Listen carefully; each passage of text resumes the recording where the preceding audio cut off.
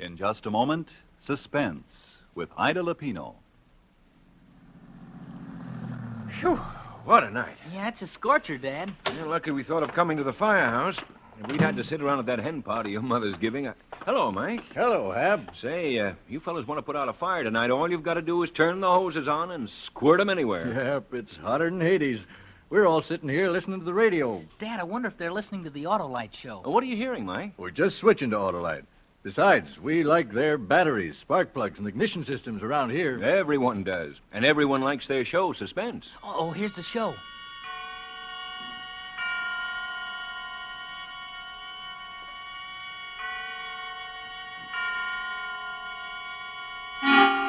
Suspense. Autolite and its 60,000 dealers and service stations bring you radio's outstanding theater of thrills. Starring tonight, Miss Ida Lupino in a tale well calculated to keep you in suspense. Today, everybody's switching to Autolite. And tonight, Autolite takes pleasure in presenting Anton Leader's production of Ray Bradbury's remarkable story, Summer Night, starring Miss Ida Lupino.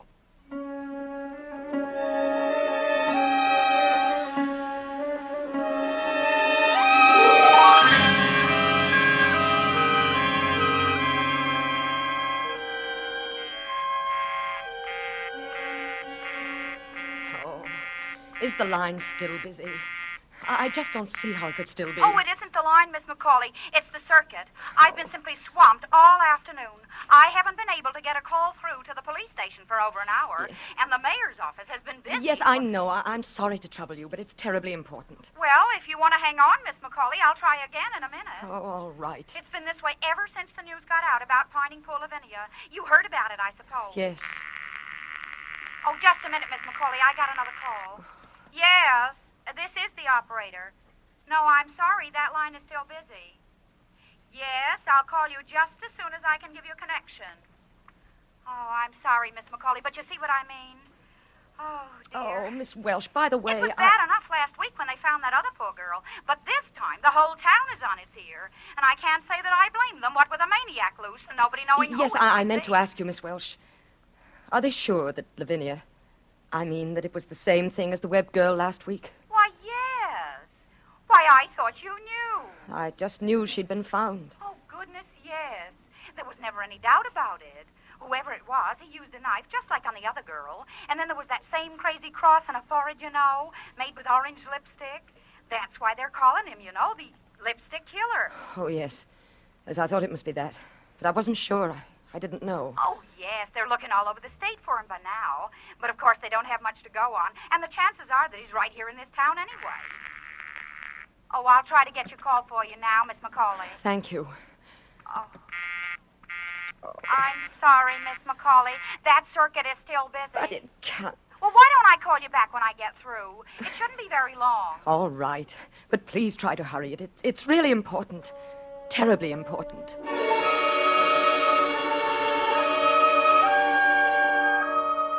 While I was waiting for the call, I went to the front door to start locking up.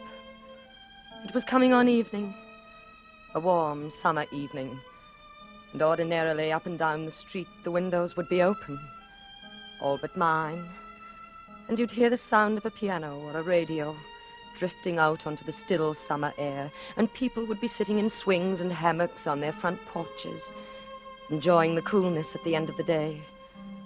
But not on this day. Not this evening. I locked my door, too. I went around the big, gloomy old house, checking all the windows, just like the others. Not that I needed to, really. They'd been locked ever since Father died. And he went away. All in that one terrible week nearly 4 years ago. Yes, they'd been locked, and I hadn't left the house more than a half a dozen times, and nobody had come here. Why should they? I didn't want to see them, nor they me. I was the town's queer one. But all that was going to be different now. From now on, everything was going to be very, very different.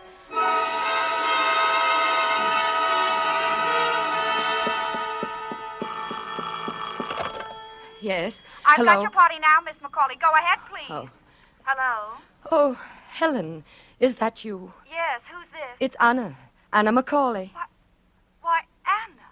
Why, what a surprise. How have you been, Helen? Oh, just fine. You know, there's nothing ever the matter with me. But how are you, Anna? Oh, I'm well. You know, I've been living rather quietly these last few years. Yes, I know. I mean, I'd heard. It's been a long time, hasn't it, Helen? Why, yes. I haven't heard your voice for, well, how long has it been? Nearly 4 years. Has it? 3 years and 11 months this week, to be exact. Oh, that long has it? Well, it doesn't seem possible, and we were such good friends Helen, before. Helen, I hope you don't think. I mean, those last few times you called and I didn't answer. Oh, darling, of course not. I knew how you must be suffering, your father passing on so suddenly that way, and you'd always been so close. I wouldn't have even bothered you at such a time, only that we'd been such good friends, and I thought maybe I could help. And then, of course, I heard later anyway that, well, that is, Yes. Yes, I suppose you must have heard some rather strange things about me, Helen. Oh, not strange, dear, no. But we all knew you wanted to be alone in your grief, and we respected that feeling naturally. I know. But sometimes I've been afraid people didn't quite understand, though. Of course they did. Well, darling, now that you're back in the world again, so to speak, you must come over and see me. I'm staying with my mother now, but you know that anyway. Yes. Helen, Yes, dear. Helen, it wasn't just an accident, my calling you this way. Well, I should hope not. I want to ask you a favor. A tremendous favor. Why, of course, darling, anything. I want you to come over here to the house. I should say I would. I'll try to make it Friday or early next week at the latest, just as No, I don't mean just sometime, Helen. I mean now. Right now. Right this minute. now. Yes. But, darling, I don't see how I can. I mean, I don't know what Mother's plans are. Helen, you know I wouldn't ask if it wasn't serious. Serious? What do you... Please. Please say you'll come. Well, I'll try. No, don't just try, Helen. Come. You've got to come. Oh, darling, what is this? What can be so serious? Maybe I'm being silly, but I think it's more than serious, Helen. I think it may be a matter of life and death.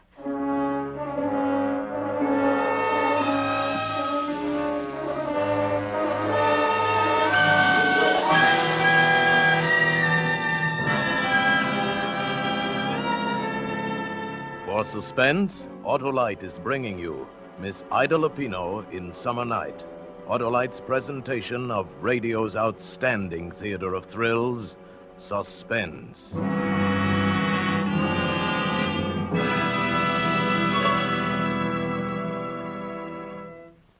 You know, Dad, boy, Mom would sure get a kick out of this. Out of what, Billy? We leave home because she's got the house full of women, and so far there aren't anything but women in tonight's Autolite show. Well, if she's listening, we'll certainly hear about it when we get home from the firehouse. Oh, say, Mike, what's over on that workbench? But over there? Oh, them's old batteries. We're replacing them with new Autolite stayfuls. When your spark plug stutters, when your battery putters. Switching to Autolite, eh, Mike? No, we've been using Autolite for over 10 years now. You know, when you got to get out of here in 7 seconds after the alarm sounds, you got to have the surest, safest batteries there are. When we got to go, we go. Yes, the new Autolite Stay Full battery is a great battery. Needs water only 3 times a year in normal car use. This greater liquid reserve practically eliminates one of the major causes of battery failure. Car owners tell us it's the greatest battery ever built. The greatest battery ever built. Money cannot buy a better battery for your car. Yep, that's real battery know-how. Once water goes into an Autolite Stayful, it's like going into a camel. The drinks are few and far between. Yeah, and even on nights as hot as this, you don't find the Autolite Stay Full at an old oaken bucket. So, friends, see your friendly neighborhood Autolite battery dealer and order the new Autolite Stay Full battery for your car. It needs water only 3 times a year in normal car use. Remember, folks, Autolite means batteries. Stay full batteries. Autolite means spark plugs. Ignition-engineered spark plugs. Autolite means ignition system. The lifeline of your car.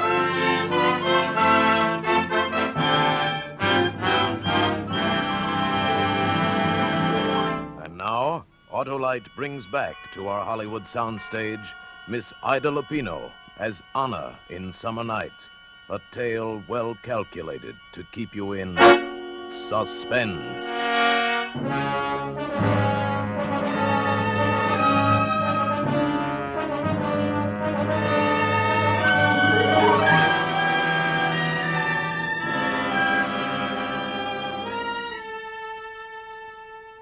A matter of life and death, I told her. I knew Helen would come to see me after that. It would be strange seeing her again. Not that we'd ever quarreled. She never even suspected, of course. But after that day when he went away with her, I'd simply put her out of my life and never thought of her again. Oh, to be strictly truthful, I'd thought of her a great deal, but in a rather different way than I had before when she'd been my best friend. And now she was coming to my house again, after all these years.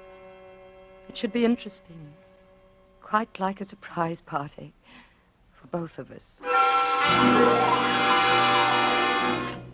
Anna, darling. Helen, come in. Oh, it's so nice to see you. It's good to see you again, Helen. Why, you haven't changed a bit. You don't look a day older. Now, tell me all about it. I can't stay but a few minutes. Ted Barton drove me over. You remember Ted. Oh, yes. And he's got to be back before 7, but never mind that now. Darling, what is the matter? Helen, I'm frightened. Frightened? Of what?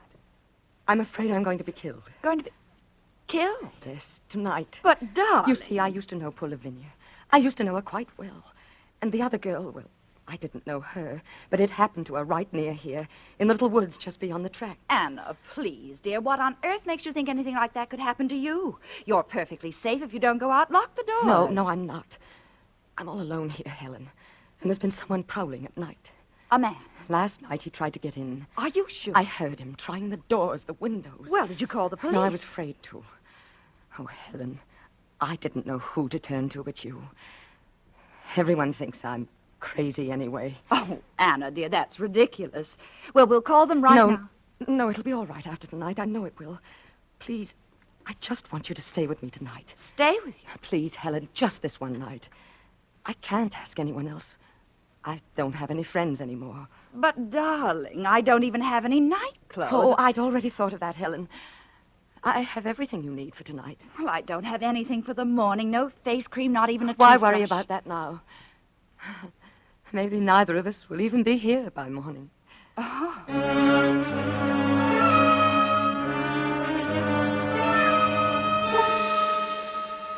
So she said she'd stay. Went out and told Ted Barton.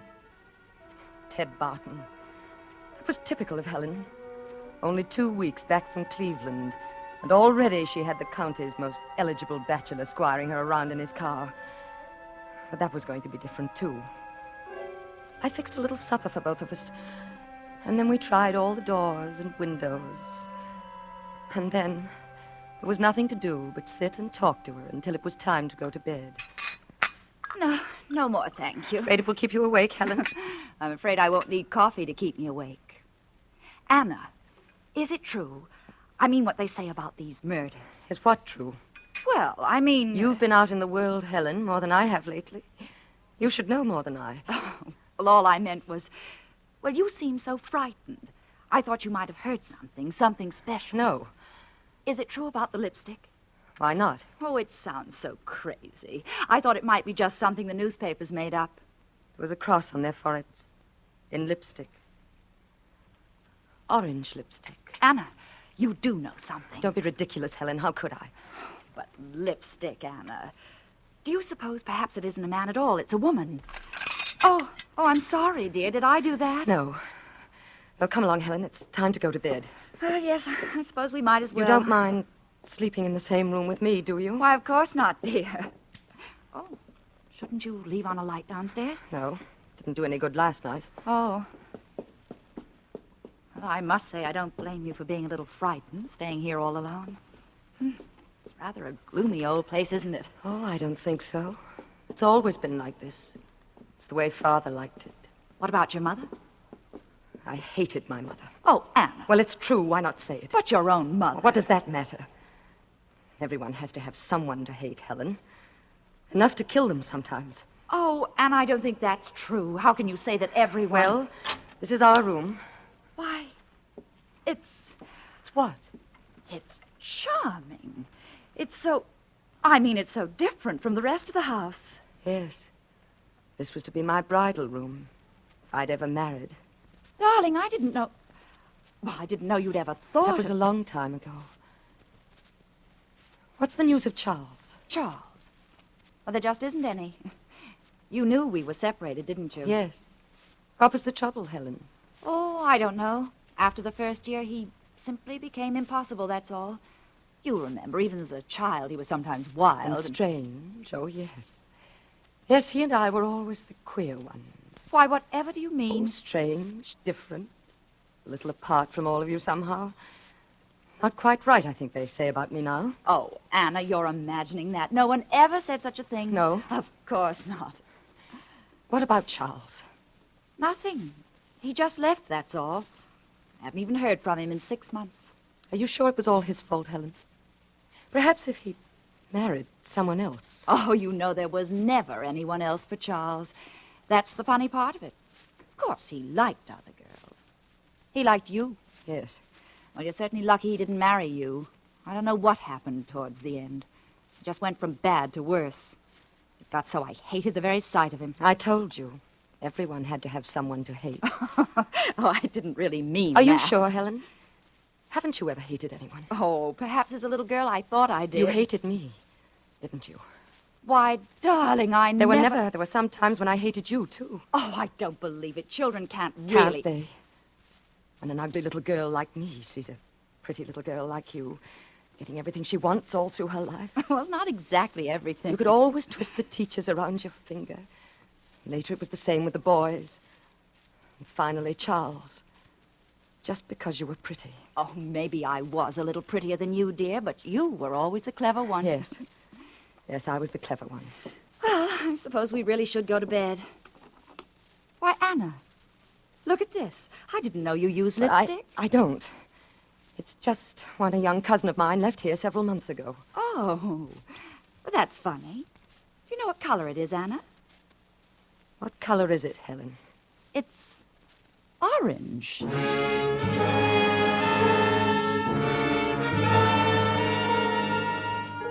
No. Helen wasn't very clever. It amused me to watch her trying to think, putting two and two together, and not being able to because she was afraid of her own conclusions, because she was essentially a hypocrite, like everyone else. If she hadn't been, it might have saved her life.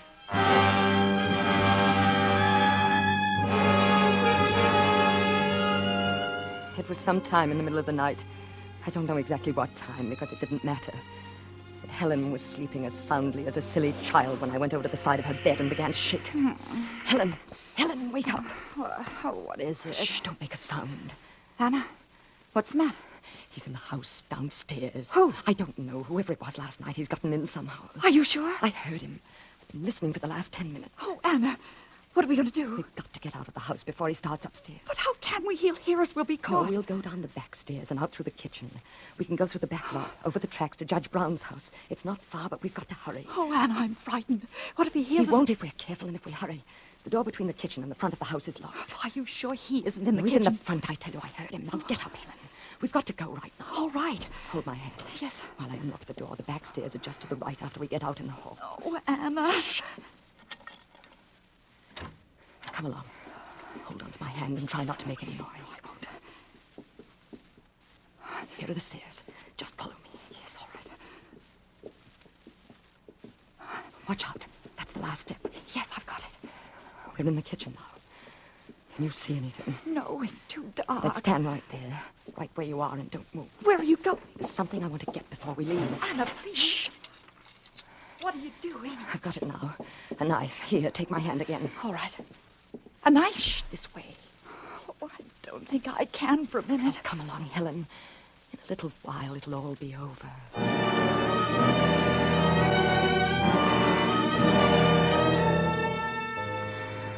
As we hurried down the path, I kept thinking of her there behind me. So frightened now. I had to keep myself from laughing out loud. It was really funny. She'd always been so confident before. At school and later at the parties we used to go to. She'd been the confident one, and I'd been frightened. While she slowly poisoned my life. While she quietly and deliberately stole everything I'd ever wanted. Even Charles. But it was different now. That must be the 2 o'clock local. The other side of town. Yes. Which way now? Straight ahead, through the grove of trees. Anna, isn't it here somewhere that they found that girl? Yes.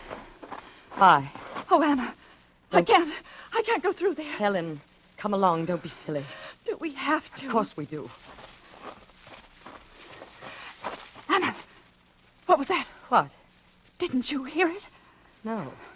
I was positive I heard something. Now who's imagining things, Helen? Oh, let's hurry. No. We're going to stop here. Stop.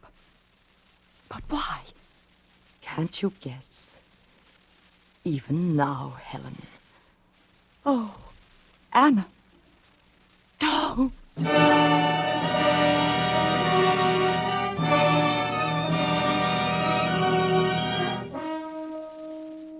She didn't make a sound. I think she'd fainted even before I struck. She died without ever realizing why I did it. I made the cross on the forehead with the orange lipstick. It seemed such a silly thing as I was doing it. But of course I had to. And then I dragged the body off the path and started home. At the railroad tracks, I turned south a few yards to where they crossed the river and tossed the knife and the lipstick over the bridge and watched them disappear into the muddy stream below. Not that it was really necessary. No one would ever think of questioning me. They would all, of course, assume that the lipstick killer had struck again. And then suddenly my heart was in my mouth. From the path ahead of me, cutting sharply across the moonlight, was a shadow. The shadow of a man. Can I help you? I didn't mean to frighten you. I just thought you must be in some kind of trouble to be out at... Oh, Anna. Oh, it's Anna Macaulay. Charles. Oh, Charles, you did frighten me. Well, if you insist on running around town at 2 a.m. in your night Oh, clothes... Charles. Charles, this is really too much of a coincidence. Why, I didn't know you were anywhere near Boone Center. Theoretically, I'm not. Just passing through. Business trip. Missed the 2 a.m. local. So I thought I'd kill the time waiting for the milk train by looking the old burg over again. What's your alibi? My what? Oh, well, that's what I meant about a coincidence. I was looking for Helen. For Helen? No wonder you're surprised, Charles. But it's really very simple. First, there were these, well, what the newspapers have been calling the lipstick murders. I suppose you've heard about it? I've read something about it. Well, I suppose I was silly, but I got terribly nervous, living alone in that big house. I asked Helen to stay with me. And then in the middle of the night, she got frightened and said she couldn't stay another minute and rushed out to Judge Brown's house. How typical of Helen. Yeah, well, then after I thought about it, I got worried about her and went to look for her. But I guess she must have gotten there all right. I didn't find her anywhere. You're not alone in that big house now, are you, Anna? Why, yes, I thought you knew, Charles. My father died. Oh, I'd forgotten. Well, silly to be standing here, isn't it? If you've got to wait for a train, why don't you come back to the house with me? I'll fix you some coffee or something. Wouldn't that be nicer? Yes, that would be nice. That would be very nice.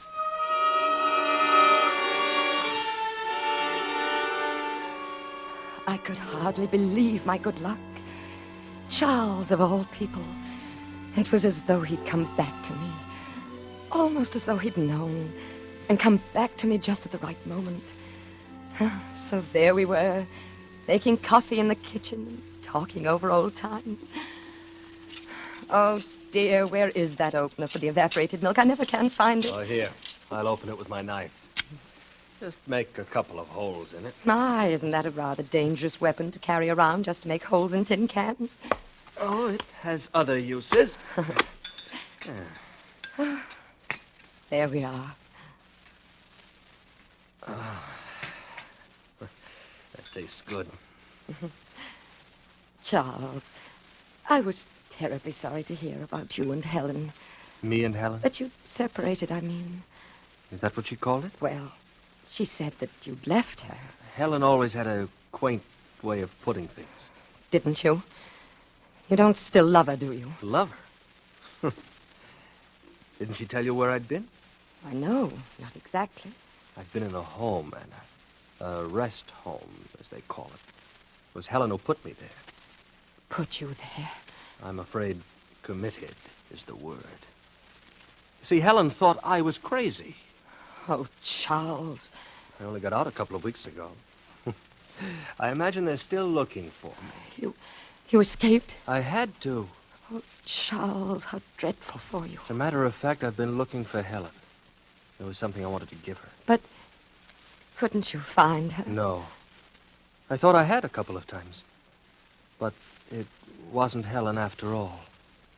What was it you wanted to give her, Charles? This? Lipstick. Yes. A frightful color, isn't it? Orange. Are you sure you're not Helen?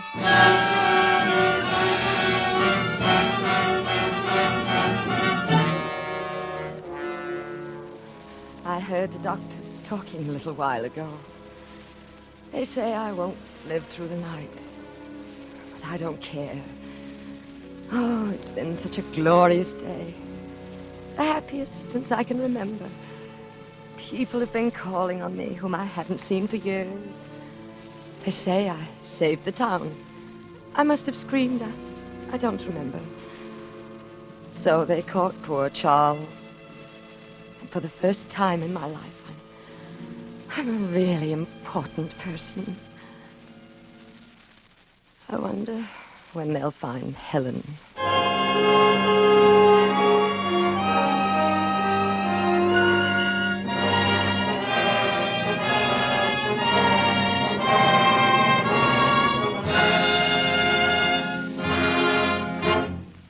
Thank you, Ida Lupino, for a splendid performance on Suspense.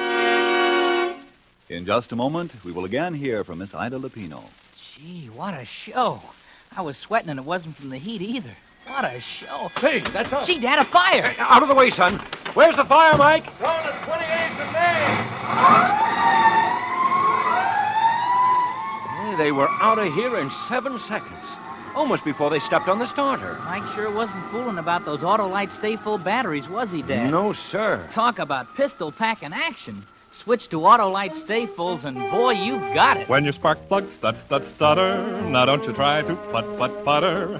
Switch to Autolite.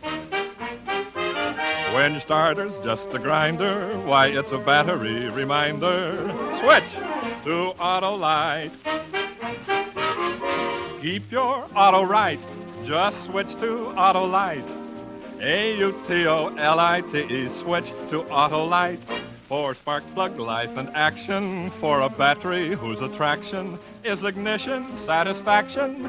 Switch to Autolite. And now, here again is Miss Ida Lupino. It's always a great pleasure to appear on Suspense. And as a listener, I'm looking forward to some outstanding programs on this new Suspense series with stars like Charles Lawton, Agnes Moorehead, Van Johnson, Madeline Carroll, and Ann Southern. And next week, I'll be tuned in to hear Douglas Fairbanks Jr. in a gripping suspense story entitled Deep into Darkness. I know you'll want to hear it, too, on Suspense. Ida Lupino may soon be seen in Darrell F. Zanuck's 20th Century Fox production, Roadhouse. Tonight's suspense play was written by Robert L. Richards from an original story by Ray Bradbury. The music was composed by Lucien Morawick and conducted by Lud Gluskin. The entire production was under the direction of Anton M. Leader. Next Thursday, same time, you will hear Douglas Fairbanks Jr. in Deep into Darkness. This is CBS, the Columbia Broadcasting System.